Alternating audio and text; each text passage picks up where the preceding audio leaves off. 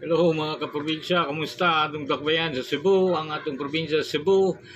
Congressman Samsam Gulyas, kumpirmado, sigurado, aduna kanay kaatbang nga gikaistorya ni Baste Duterte, di ba? If you can remember mga kaprobinsya, mga 2 linggo, 3 linggo nakaraan, nag-topic ako nung nanalo at na-impeach si VP Sara sa House of Representatives.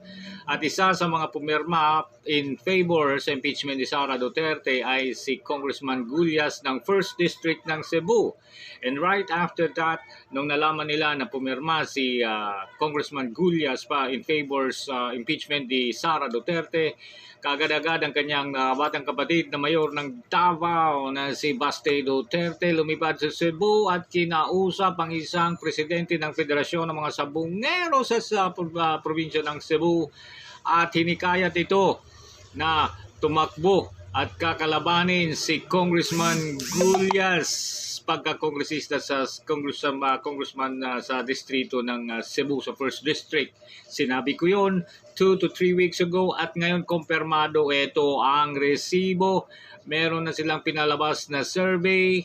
Kasama dyan ang number 1 na si De La Puente Winley na siya. At pinost niya pa ito sa kanyang Facebook account.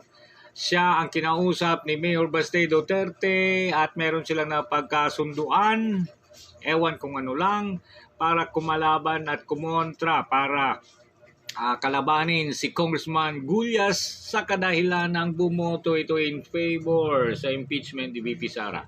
Ganun ba yun? Well anyways, karapatan naman ng bawat partido at bawat tao na tumayo at kokontrahin ang sinumang mga incumbent congressman. Pero ito siya, nag-proof lang po ito na talagang gumagawa na sila ng paraan lahat ng mga kumakalaban sa kanila at sa lahat ng mga congressman na lalo na yung mga PDP laban dati sa partido ng PDP laban at bumoto kayo in favor sa impeachment ni VP Sara Duterte, expect na meron ng kalaban kayo. Meron silang i-endorso.